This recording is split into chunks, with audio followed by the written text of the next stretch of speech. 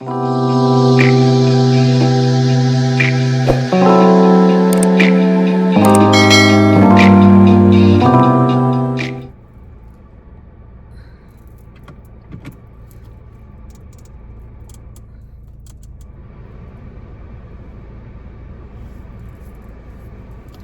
beautiful people.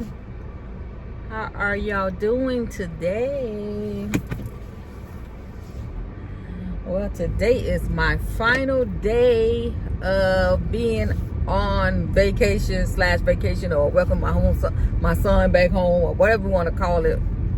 Today is the last day of me being home. So you can't even drive. Bus driver. Oh, he ain't no St. Lucie County bus driver, because I used to drive school bus too, but I knew how to drive a little bit. Anyway, that was AV transportation. You don't know how to drive. But anyway, back to this video. I think I made a couple postings on my social media regarding my son being back home. He was away for 3 years. And he just got back home, and he had all his kids home too. So I had all 8 of my grandkids at the house, which it was very, very nice to have that. I had 4 kids, and in return, my offspring had 8. So it was different because I haven't had all of them at no given time at one time, and I did have them there. Anyhow, yes, so my son came home on Sunday. He has been away for 3 years. It was very hard. If anyone have loved ones that are away, and that is the most stressful time ever, and not to mention the fact of COVID being a center of our attention in the world. So for him to be away, he got COVID.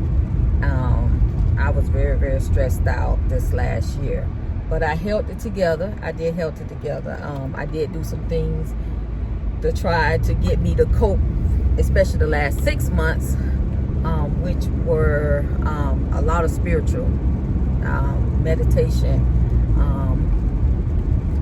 communicating with my spiritual family a lot, and just praying and reading. And I think at one point in time I read too much up on incarcerated families and stuff like that, because it kind of like took control of me a little bit, watching stuff on TV. And I'm gonna say this, whatever you Google on or you read on, like you open up something that pops up in your Google, sometimes, especially if you got smart TVs, those images and stuff like that do come up, And I give you an example. I had sent an email out to one of the wardens and the assistants and the leaders of the group, the administration team, including the governor, regarding some issues that was either true or not true, that I don't know. But anyway, I had sent some emails out, and then I started reading some different things and stuff like that. And next thing you know, on Netflix, it had a lot of movies popping up related to incarceration, prisons, and federal prison, or crimes and all kinds of stuff. So yes, we look for different information about stuff, and sometimes that stuff comes up and put in your face. So I will say that most of the time you are I ain't gonna say brainwashed, but they induce that stuff to your mind. They really do induce that stuff to your mind. So I had a really hard time this last 6 months, and it was my son was sick, and I really didn't know what was wrong with him. Because he's a grown adult, they can't give out information. Not to mention, on top of all of that, you got to get him to sign consents to tell me these things, tell me what's going on. He did not have COVID, thank God. He did not test positive for COVID, but he has a bad case of bronchitis, which he suffered from that as a kid. So yeah, it was real scary, because I didn't know he was sick. I just know that I hadn't heard from him in a week or so, and I'm so used to, I ain't gonna say used to, but it's oftentimes those prisons go in lockdown for different reasons, is finding drugs on campus or cell phones, anything, anything could be on their campus for whatever reason. They invented these drones. These drones was doing a whole lot of different things. Them drones still running around here right now. You might not even know it. Somebody might have a drone over your house watching you. You just don't know. But I learned these different things and read about these different things this last 6 months of the time my son was away.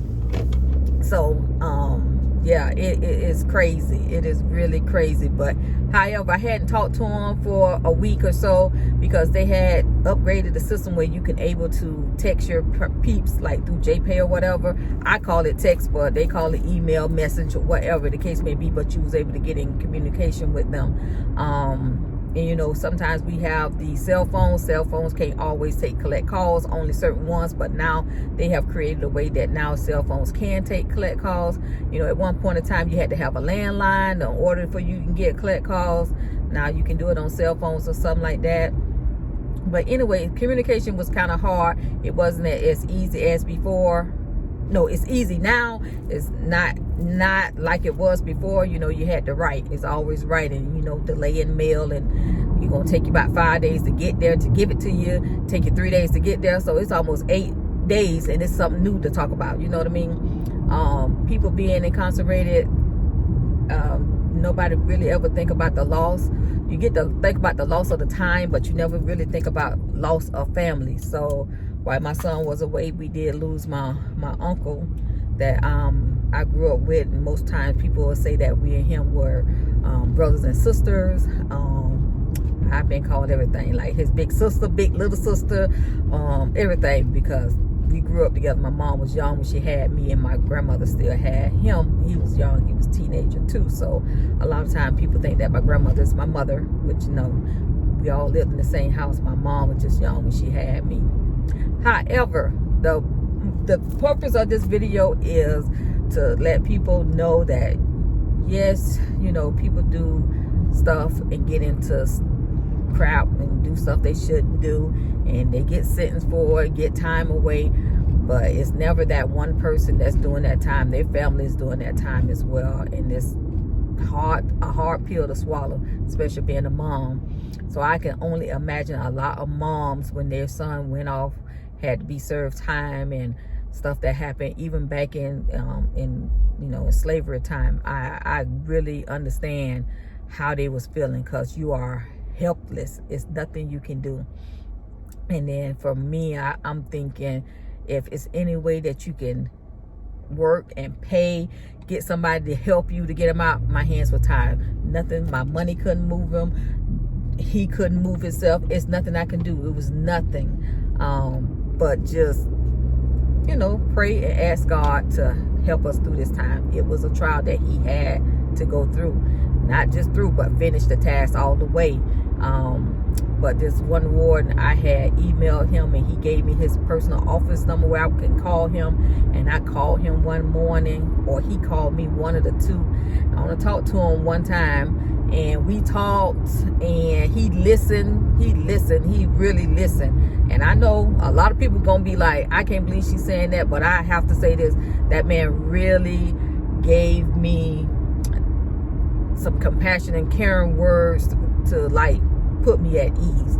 I'm crying. He can barely understand what I'm saying, and I'm crying. And then he was like, slow down, let me hear. And he was like, just, he just was like, give him a chance, give their facility a chance, because my son had already been moved twice. So he was basically saying, just give him a chance. And just before we were getting ready to end our conversation, it was like 10 minutes, but I think it felt like an hour, because I was just putting in everything, just pouring everything I had in me on that phone to him. And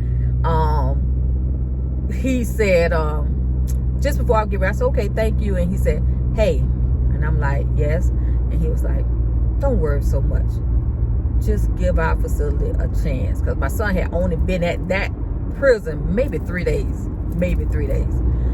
So anyway, I used to email this man 1 o'clock at night, because I knew that he must have had his email hooked onto his phone like me. I don't know, but he was respond back.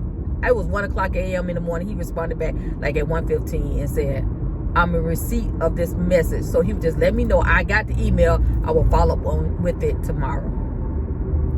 And I had no idea that where my son was located at, it was a different time zone. I learned that when he got out, because when he got out, my his kid's mom was like, Miss Tisa, I'm gonna call you and FaceTime you as soon as he get out. He get out at 8. I said 8. I said, girl, it's 7:53, so you might well just stay on the phone. And she was like, no, Miss Tisa, no, it's not. It is not. It is it ain't even 8 o'clock yet. I said, what time it is? She said, just 7 o'clock. I said, are you serious? I said, girl, we in Florida. She said, yeah, but we on the other side of the time zone. So he was way up there and the time zone was totally different. So I'm telling her, girl, you might well stay on the phone. Cause my baby coming out of there. I want to see him come out. I want to see him come out of there, walking out of there. I don't want nobody to tell me if I want to make sure he walking out. Same way he walked in, I want him to be walking out.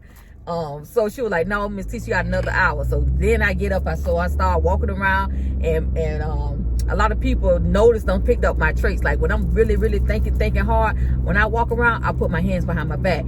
So my daughter made a big thing about it today. She said, she thinking about something. Because the one time she walked through this house back and forth from the living room outside with her hands behind her back, she thinking about something. And I can remember my first job as a DON, when I'll be walking down the hall doing my rounds, my my coworkers would say, oh, this ain't the day today. This ain't the day today. She done came in 8 o'clock this morning, walking with her hands behind her hip, hand behind her back, either behind my back or in my pocket. One of the two, my hands is gonna be doing something. But if I'm swinging my hand, they'd be like, oh yeah, she dancing to her own music in her mind, so she okay.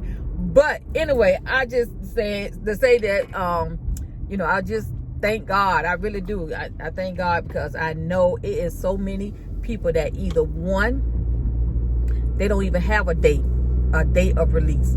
I read one article where this woman went to federal prison. She got 2 life sentences plus 50 years for drugs. But because of what type of drugs she was doing or whatever she was doing, they consider herself, she put everybody at risk, and somebody killed somebody. Somebody got killed. So I guess that's why she got all that time. I'm not sure. But her daughter, she's 60 years old. The woman is 60 years old now. The daughter has not really got serious in dating or try to think about marriage or having kids, because she want her mom to be there. So at that time when she got convicted and everything, the daughter was like 10 years old. So the lady is 60. So I'm like, I think the daughter now is in her 40s. Could you imagine that kind of life? Could you really imagine that kind of life? I don't know. But these 3 years was horrible. So I just listen to her story, and my heart goes out to her, because there's no end date in sight for her. For her mother, there's no end date. There's no end date. That's hard. And if it's not that, they do have an end date. And they get out, and everybody's gone. Mama, daddy, sister, brother, everybody's gone. Everybody's gone. You think about that? Damn, can you imagine that? Everybody gone. Your whole support team is gone. Or you don't even get out. You don't make it to your end date for whatever reason. So, like I always tell people, COVID-19 make you think totally different, make you think and think and think. And it has changed the world. I know my outlook has been changed. My son going away, these three years changed, because I said those 3 things can happen. Never have an out date, wake up every morning. You can imagine waking up every morning knowing that you would never get out of here. You ain't never going. Or you get out and you come home and you wake up every morning and say everyone that you love that was close to you is gone. They have transitioned over to the new world, and you still here. Or you got an end date, you right at the door, and something happened. And that's where I was with it. My son had done 2.5 years good, no problems, no issues, no DRs, no nothing. And here it is, 6 months. He can see the door. He can see it. It's like you running trying to get to it. And then all hell breaks loose. You got COVID. You got issues with cellmates. You got all these different things playing a part. And you right there at the door. So I didn't allow myself to get excited, overly excited for my son coming home. I didn't plan no big party. I did order these little things. I probably insert in the video. I did order these little things that say welcome home, but because of all of this was going on, I will talk to people and say my son is coming home, and I get excited about it. And if I felt like I hadn't got myself over excited about it, I would stop talking about it. I would stop saying anything about it. And I remember when my daughter came in the room that Saturday night, and she was like, "Mom, you happy Ronnie coming home?" I was like, "Yeah, I'm happy. You know I'm happy." She said, "I know you is, Mom." She said, "I can't understand how you do it because I got 2 small boys. I don't know how I would do it if, something was like that was going on with them." And I was tapping myself in the chest, and she's looking at me, and she's watching me, and I'm tapping. She don't realize that I learned this in therapy, where you can tap things away, tap all kinds of stress moments away.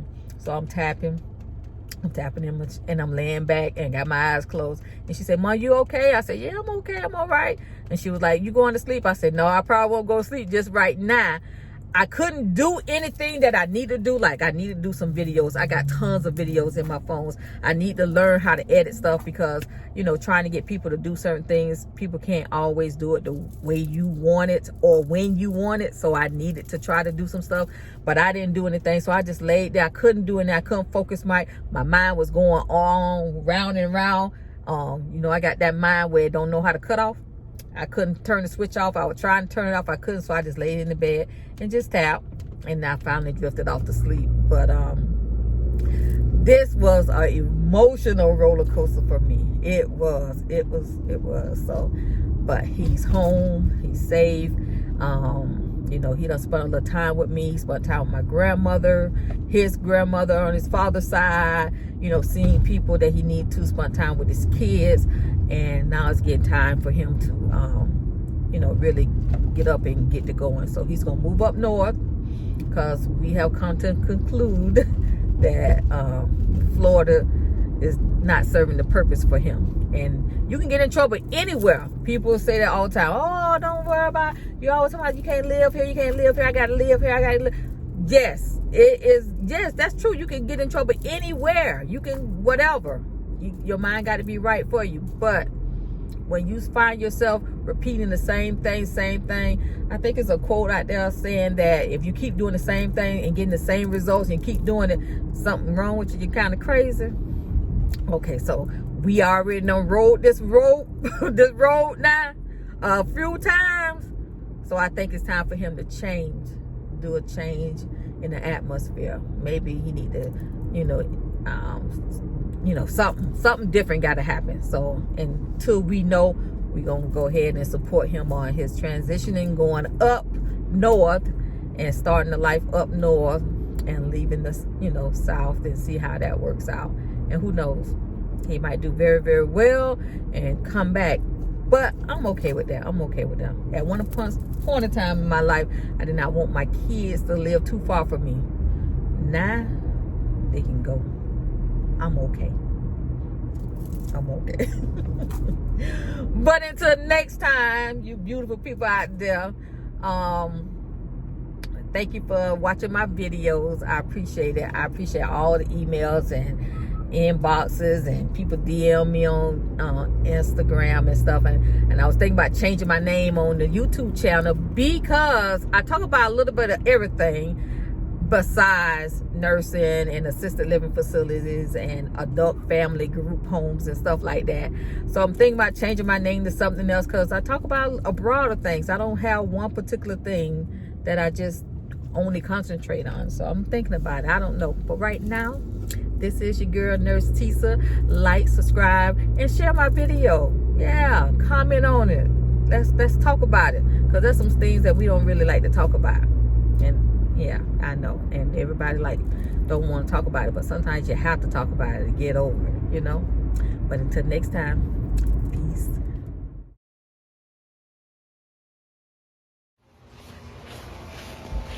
She probably just went in.